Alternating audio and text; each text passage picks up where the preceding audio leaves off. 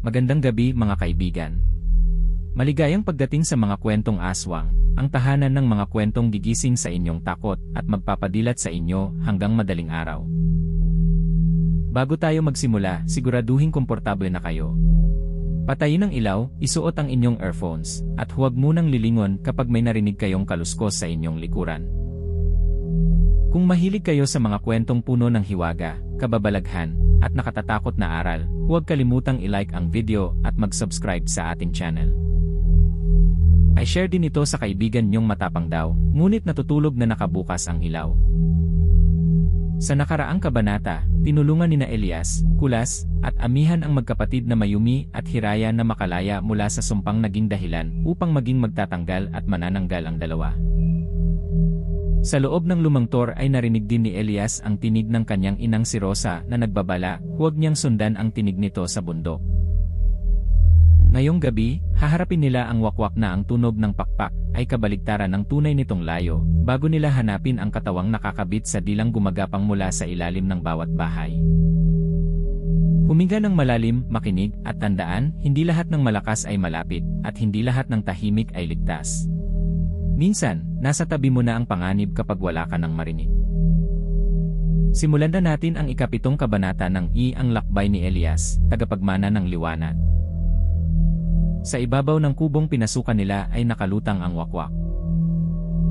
Halos dumadampi na sa bubong ang mga kuko nito, ngunit wala silang marinig na pagaspas. Mula naman sa ilalim ng sahig ay sumingit ang isang mahaba at maitim na dila. Pumulupot iyon sa bukong-bukong ni Kulas at mabilis siyang hinila pababa. Nahanap ko na ang anak ni Rosa. Hindi ako ang anak ni Rosa. Kumapit siya sa poste habang unti-unting nabibiyak ang mga kawayan sa ilalim ng kanyang katawan. Itinarak ni Elias ang bulok sa dila. Kumapal ang balat nito na parang goma at tumalbog lamang ang talim. Kampanang buto. Iwinasiwas ni Amihan ang kampana. Sa tunog nito ay nanigas ang dila at lumitaw ang mga ugat sa ibabaw. Muling humampas si Elias at naputol ang dulo. Tumalsik ang maitim na dugo sa sahig at kumawala si Kulas. Hindi ninyo siya maililigtas. Nasaan ang ina ko? Umatras ang dila sa ilalim ng lupa nang hindi sumasagot. Biglang bumuka ang bubong. Bumaon ang kuko ng wakwak sa kawayan at pinilas ang kalahati ng bubong na parang papel. Umilaw ang mapupulang mata nito sa gitna ng ulap. Kahawig ng isang napakalaking ibon ang katawan, ngunit may mukha itong halos tao at bibig na puno ng maliliit na pangil. Sinunggaban nito si Amihan. Yumuko ang dalaga, ngunit napunit ng kuko ang tela sa kanyang balikat. Ibinato ni Kulas ang sibat at tumama iyon sa pakpak. Humina ang tunog ng pagaspas. Lumapit siya.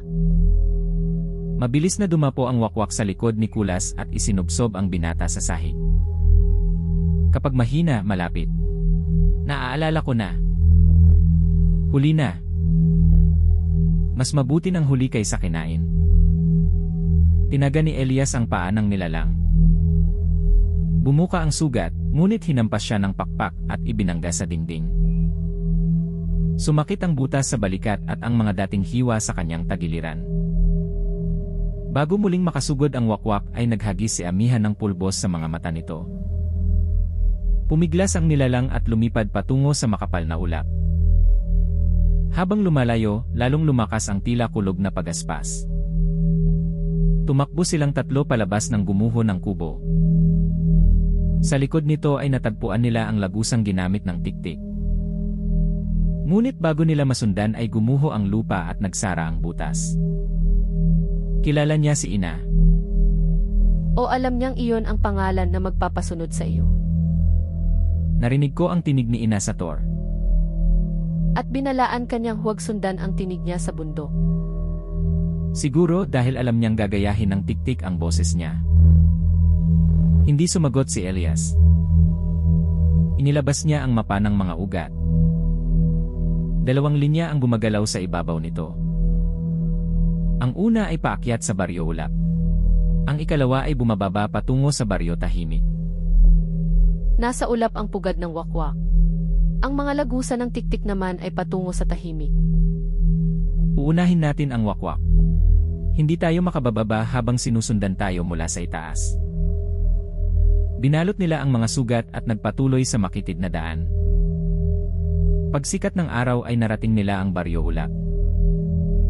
Nakatayo ang mga bahay sa gilid ng matatarik na bangin at halos palaging natatakpan ng makapal na hamog. Sa bawat bubong ay may nakasabit na mga lata, kabibe at kawayan. Huwag ninyong aalisin ang mga iyan.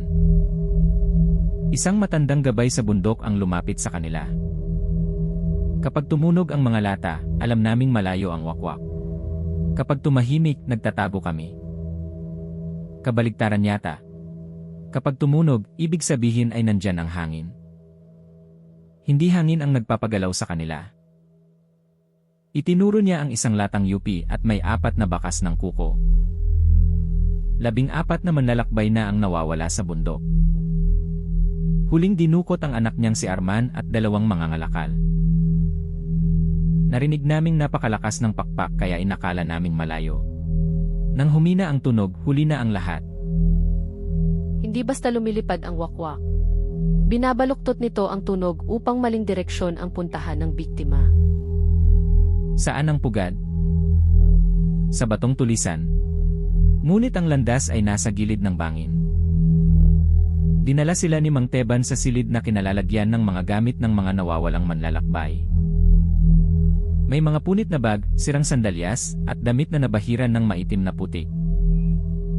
Sa bawat gamit ay may maliliit na butas na tila tinusok ng maraming karayom. Hindi lamang sila dinudukot. Kinukuhanan sila ng kaunting dugo bago dalhin sa pugad. Para sa tiktik. Tuwing umaga pagkatapos may mawala, may nakikita kaming mahabang baka sa lupa na patungo sa Baryo Tahimik. Magkasabwat ang nasa itaas at nasa ilalim. Ipinakita ng matanda ang isang pakpak na napunit mula sa wakwak noong minsang lumaban si Arman. Kapag inilalayo ang pakpak ay lumalakas ang pagaspas nito. Kapag inilalapit naman ay halos nawawala ang tunog. Nasa balahibo ang panggagayuma. Pinahiran niya ng dagta ang pakpak at dinikitan iyon ng maliliit na kabibe. Kapag naidikit natin ito sa wakwak, ang kabibe ang gagawa ng tunay na tunog. Sino ang lalapit upang idikit? Sabay na tumingin sa kanya sina Elias at Amihan. Nagtatanong lang ako. Hindi ako nagboboluntaryo. Nagpasya si Mang Teban na gabayan sila. Bago umalis ay binigyan niya ang bawat isa ng 2 pirasong tela. Isaksak niyo sa tainga. Huwag magtiwala sa lakas ng tunog. Paano kami mag-uusap? Payapang gabi ito para sa amin. Ikinabit ni Amihan ang pulang sinulid sa kanilang mga pulso. Isang hila para huminto, 2 para yumuko, at 3 para tumakbo. Nagsimula silang umakyat sa makitid na landas. Sa kaliwa ay matarik na bato. Sa kanan ay bangin na hindi makita ang ilalim dahil sa ulap. Makalipas ang kalahating oras ay naramdaman nilang gumalaw ang mga tali. 3 hila ang ibinigay ni Mang Teban. Tumakbo silang lahat habang walang naririnig. Mula sa ulap ay lumabas ang wakwak at dumaan ilang pulgada sa kanilang ulo. Tinamaan ng pakpak si Kulas at sumalpok siya sa pader. Kumapit ang sibat sa pagitan ng mga bato bago siya tuluyang mahulog. Inihagis ni Elias ang isang lubid at hinila nila siya pabalik sa landas. Hindi ko narinig ang sinabi ninyo pero sigurado akong nag-alala kayo. Hindi. Kahit nakatakip ang tainga ko, masakit pa rin. Sa batong tulisan ay natagpuan nila ang pugad. Nakabitin sa ilalim ng malaking batong nakausli sa bangin ang 6 na taong nakabalot sa maitim na damo. Buhay pa ang ilan, ngunit hindi sila makasigaw dahil tinakpan ng putik ang kanilang bibig. Naroon si Arman. Gumapang si Kulas sa ibabaw ng bato at itinali ang lubid sa pinakamalapit na bihat. Sa bawat galaw niya ay bumabagsak ang maliliit na bato sa bangin. Isang malaking itlog ang nakita niya sa likod ng pugad. May bitak ito at mula sa loob ay lumalabas ang kuko ng isa pang wakwak. May anak ang halimaw. Kaya buhay pa ang mga bihag. Iniipon sila bilang pagkain kapag napisa iyon. Itinali ni Amihan sa palaso ang pakpak na may dagta at mga kabibe. Ibinigay niya yon kay Mang Teban. Huwag ninyong sundan ang pagaspas. Sundan ninyo ang tunog ng kabibe. Pinutol ni Elias ang maitim na damong nakabalot kay Arman. Biglang gumalaw ang pugad at pumulupot sa kanyang pulso. Hindi damo ang mga yon kundi buhok na buhay at nakakabit sa ilalim ng itlog. Tinaga niya ang buhok, ngunit bumuka ang bitak at kumagat ang maliit na tuka sa kanyang kamay. Pinagsama ni Nakulas at Amihan ang asin at dagta upang muling isara ang itlog bago tuluyang mapisa ang nasa loob. Tinanggal ng matanda ang tela sa tainga at lumapit sa gilid. Mula sa malayo ay narinig nila ang napakalakas na pagaspas. Malayo pa siya. May oras tayo. Huwag! Biglang tumahimik ang paligid. Lumitaw ang wakwak sa ilalim ng batong kinatatayuan ng matanda. Hinampas siya ng ulo at tumilapon si Mang Teban sa bangin. Tumalon si Elias at hinawakan ang kamay niya. Kumapit ang kabilang kamay ni Elias sa manipis na ugat sa gilid ng bato. Nasa ibaba nila ang napakalalim na bangin. Bitawan mo ako. Pareho tayong mahulog. Hindi ko kayo dinala rito para iwan. Bumalik ang wakwak at ibinaon ang kuko sa likod ni Elias. Napunit ang damit at dumaloy ang dugo sa kanyang baywang. Nagsimulang mapigtal ang ugat na kinakapitan niya. May pagkakataon siyang umakyat kung bibitawan ang matanda. Sa halip, lalong hinigpitan ni Elias ang hawak. Hindi kita bibitawan. Nagliwanag ang ikatlong marka sa bato ng liwayway. Ikatlong sinag, bigyan mo ako ng lakas upang mailigtas siya. Pumasok sa kanyang mga ugat ang napakainit na liwanag.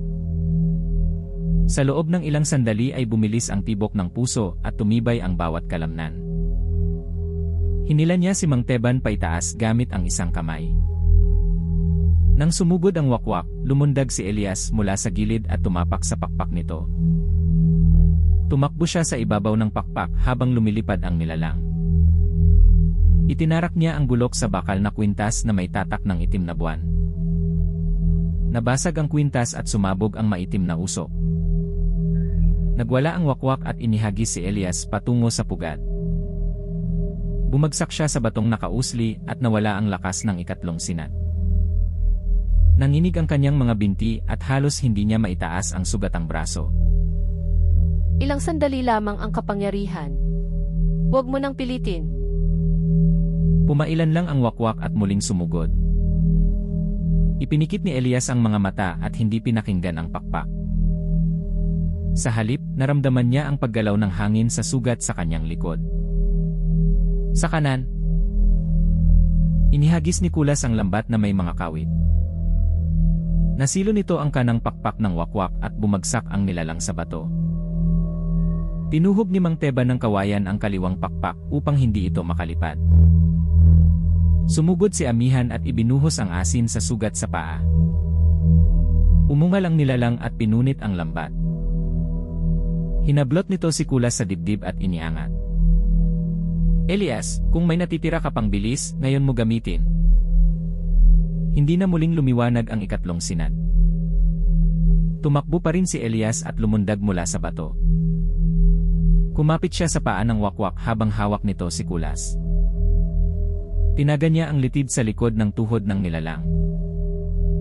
Bumuka ang kuko at nahulog si Kulas. Sinalo siya ni Amihan at pareho silang gumulong sa tabi ng pugad. Muling humarap ang wakwak kay Elias. Sa lalamunan nito ay may kumikislap na piraso ng nasirang kwintas. Hinawakan ni Elias ang dulo ng bakal at hinila iyon palabas.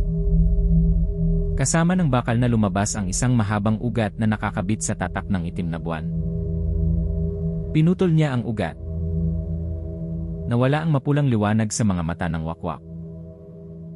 Sa unang pagkakataon ay naging totoo ang tunog ng pakpak nito. Mahina habang malayo at malakas habang lumalapit. Ngunit huli na para makalipad. Bumagsak ang dambuhalang katawan sa ilalim ng bangin at nilamon ng ulap. Mabilis nilang pinutol ang mga tali ng mga bihat. Buhay si Arman at 4 pang manlalakbay. Ang ika-6 ay hindi na humihinga at matagal nang naubusan ng dugo. Hindi ang wakwak ang umiinom sa amin. Sino? May dila mula sa loob ng bundok. Tuwing hating gabi, pumapasok iyon sa pugad. Sa ilalim ng patay na damo ay nakita nila ang isang pilak na sipit sa buhok. Nakaukit dito ang letrang C. Kay ina ito. Maaaring iniwan ng tiktik upang maakit ka. May matandang nagngangalang Isko sa baryo tahimik. 15 taon na siyang hindi nakapagsasalita matapos putulin ng tiktik ang kanyang dila.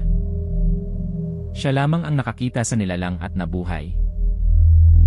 Ibinaba nila ang mga nailigtas patungo sa baryo ulap. Matapos linisin ang mga sugat ay nagpatuloy sina Elias, Kulas, at Amihan patungo sa baryo tahimik. Bagong kapangyarihan, bagong sugat. Mas mabuti kaysa bagong sugat lang. 3 beses mo lamang magagamit ang ikatlong sinag sa isang araw. Paano mo nalaman? 4 ang sinunog na guhit sa bato. 3 ang may liwanag at 1 ang nagdilim ng gamitin mo. Subukan nating gamitin ulit para makasiguro. Ikaw ang bubuhatin niya pababa ng bundok. Sa susunod na araw na lang. Pagsapit ng hapon ay narating nila ang baryo tahimik. Walang batang naglalaro, walang nagtitinda sa lansangan, at walang hayop na gumagawa ng ingay.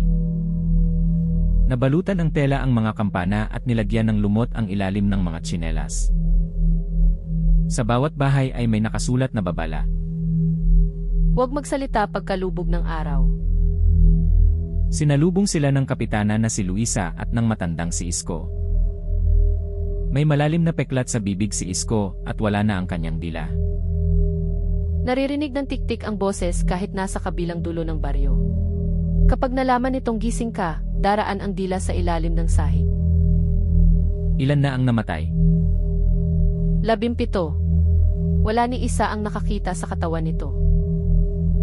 Naglabas si Isko ng pisarang kahoy at nagsulat. Bulag van itiktik. Dila van ilay mata nito. Kaya kailangan nating lumaban ng hindi umaasa sa paningin.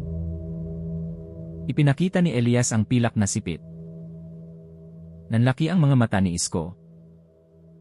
Mabilis siyang nagsulat ng bagong mensahe. Pag-aari iyan ng babaeng lumaban ni tiktik 15 taon en ay 20 nakalipas. Si Rosa. Tumango ang matanda. Iniligtas niya Guy. Pagkatapos, sumama siya ay lalaking nakaputi. Humigpit ang hawak ni Elias sa sipit. Kusang sumama. Muling tumango si Isko. Nanginginig ang kamay ng matanda habang nagpapatuloy sa pagsusulat. Bata ilay noon. Hinilagay ng dila sa ilalim ng aming bahay. Dumating ese Rosa de hawak ene batong kapareho ng Efi, ngunit isa lamang ba ni iliwanag nito? Napatingin si Elias sa bato ng liwayway. Pinutol niya Benhe di lang nakakapulupot ay akin. Ngunit bago lay makalaya, pinunit ng tiktik danhi aking dila. Maaari sana niyang habulin gan ni halimaw. Halip dinala niya bay ese manggagamot. Pareho kayo ng ina mo. Inuuna ninyo ang buhay bago ang paghihiganti. Muling nagsulat si Isko. Kinagabihan, dumating Isela Kansidla. Sinabi niyang kapag hindi sumama lay Rosa, babalikin niya Benz Barrio papatayin yan lahat. Sumama lay Rosa, ngunit bago umalis lay ibinigay niya sa akin yanji pulang telang inlay pangalan ng kanyang anak. Bakit hindi niyo siya pinigilan? Yumuko si Isko at isinulat ang huling pangungusap. 15 taon ninang itinatanong iyan yag sarili day. Maaaring ginawa niya iyon upang iligtas ka. Bago makapagsulat muli si Isko ay lumubog ang araw. Sabay-sabay na pinatay ng mga taga roon ang mga ilaw. Nagkulong ang lahat sa mga bahay at tumahimik ang baryo. Sina Elias, Kulas, Amihan, Isko, at Kapitana Luisa ay nanatili sa lumang bulwagan. Naglatag sila ng manipis na buhangin sa sahig upang makita ang galaw sa ilalim. Ikinabit ni Kulas ang maliliit na banga sa bawat post gamit ang sinulit. Kapag gumalaw ang sahig, gagalaw din ang banga. Mabuti. Huwag mo nang ipaliwanag ng malakas. Tama. Tinakpan nila ng tela ang kanilang mga mata. Sa dilim ay nakinig sila sa sariling paghinga. Makalipas ang ilang minuto ay marahang gumalaw ang unang banga. Huminto ito bago tumama sa poste. Sumunod na gumalaw ang banga sa kabilang sulok. Pagkatapos ay sabay-sabay na umikot ang lahat ng banga. Mula sa ilalim ng sahig ay umangat ang 10 dila.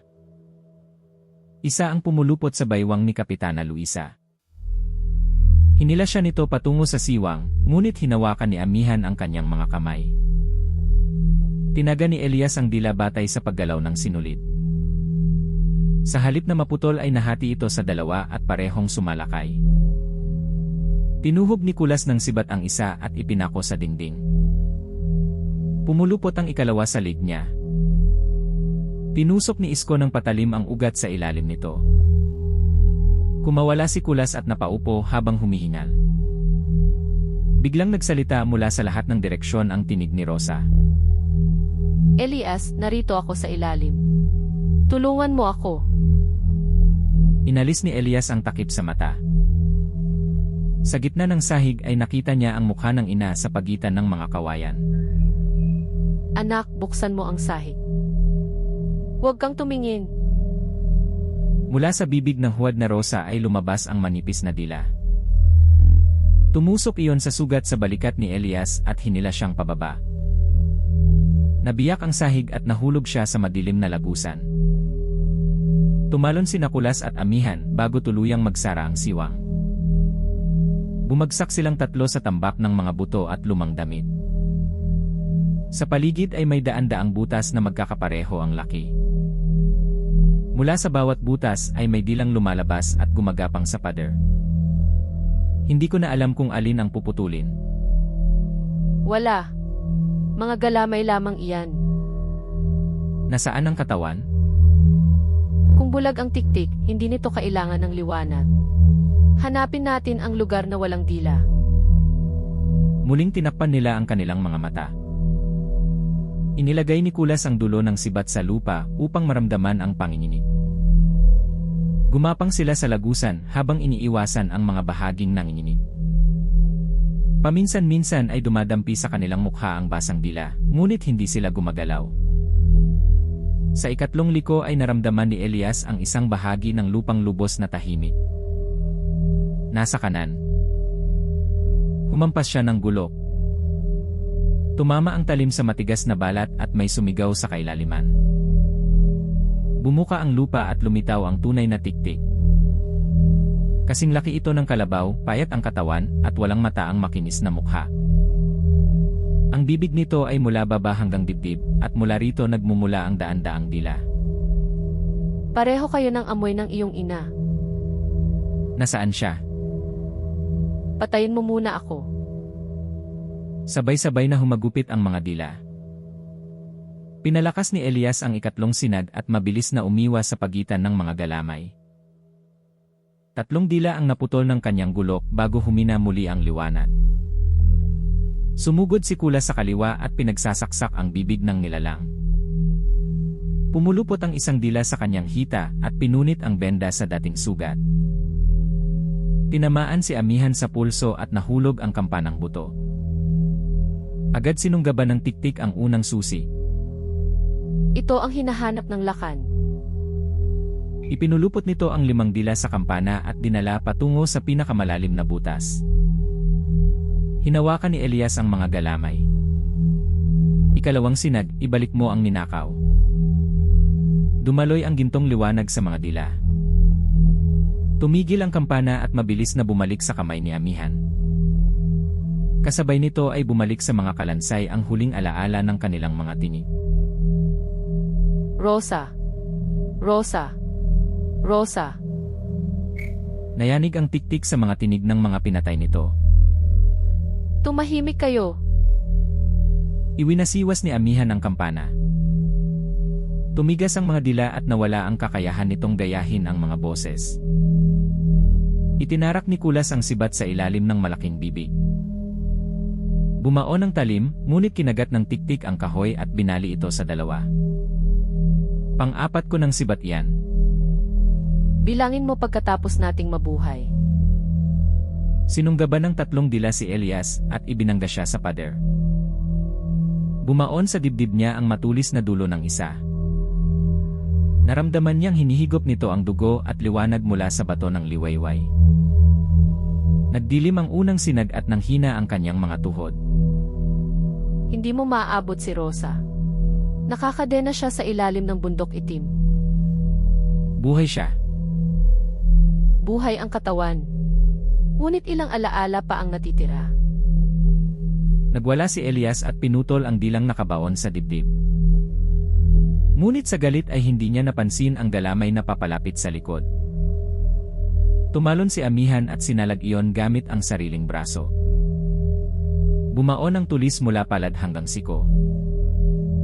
Napasigaw ang dalaga at bumagsak. Nawala ang galit sa mga mata ni Elias. Kulas, ilayo mo si Amihan. Binuhat ni Kulas ang sugatang dalaga. Pumikit si Elias at ipinatong ang palad sa lupa. Hindi niya hinanap ang mga dila. Hinanap niya ang tibok ng pusong nagpapagalaw sa mga yon. Isang mabagal na tibok ang naramdaman niya sa ilalim ng kanang paa. Pinalakas niya ang 3 sinag sa huling pagkakataon. Mabilis siyang tumakbo sa pader, tumalon sa ibabaw ng mga dila, at bumagsak sa likod ng tiktik. Ibinaon niya ang gulok sa lupa. Tumagos ang talim sa nakatagong puso sa ilalim ng katawan. Sumabog ang maitim na dugo at sabay-sabay na pumulupot sa kanya ang daan-daang dila. Hinila ng tiktik ang binata patungo sa nakabukang bibig. Tumayo si Amihan kahit may sugat sa braso at muling pinatunog ang kampana. Hinawakan ni Kulas ang nabaling sibat at isinuksok iyon sa bibig ng nilalang. Subukan mong lunukin ito. Bumaon ang kahoy sa lalamunan. Pinihit ni Elias ang gulok sa nakatagong puso.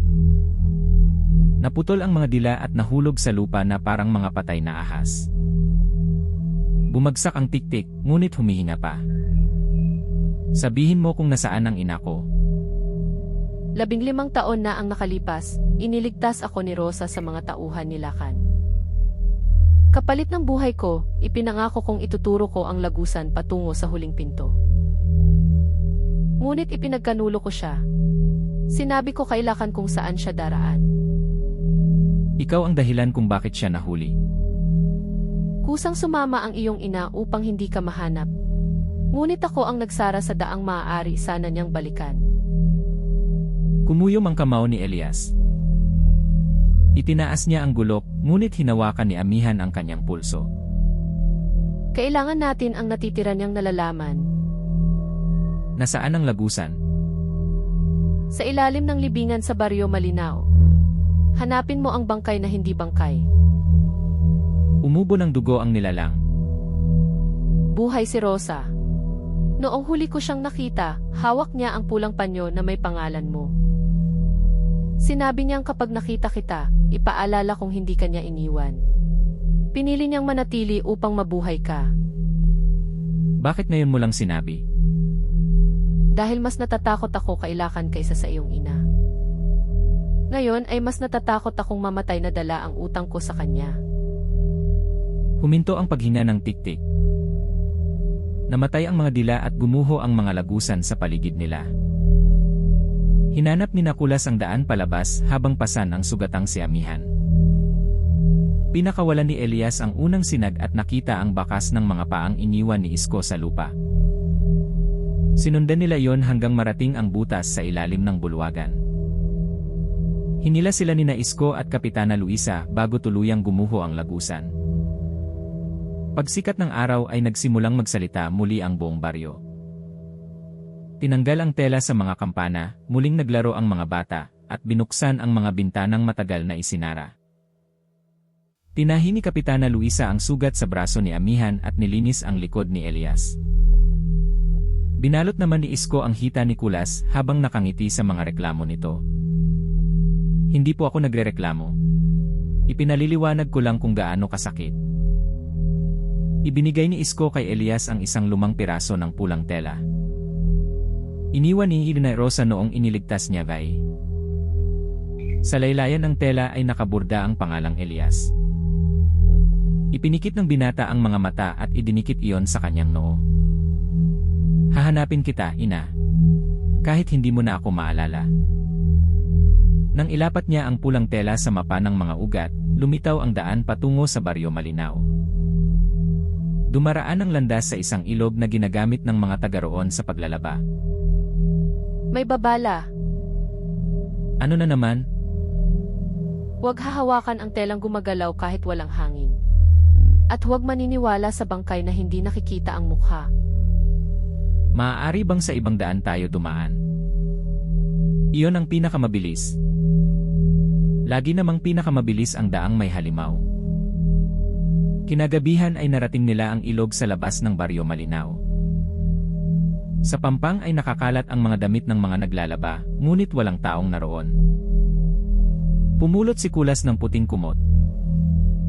Bigla itong pumulupot sa kanyang braso at gumapang patungo sa mukha. Buhay ang kumot. Mula sa tubig ay umangat ang isang malapad at maputlang laman. Binalot nito si Kulas mula ulo hanggang paa at kinaladkad patungo sa ilog. Kubot.